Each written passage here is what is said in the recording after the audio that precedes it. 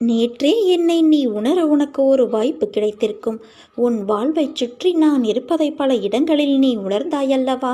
இந்த வாரத்தை நீ புது சக்தியோடு தொடங்கு. நம்பிக்கை தந்துள்ளேன் உனக்கு.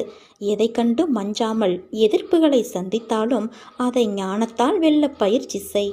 இந்த முறை பிரச்சனையை நீ சரியாக கையாள பழகி கொண்டால் உன்னால் நிம்மதியாக வாழ முடியும்.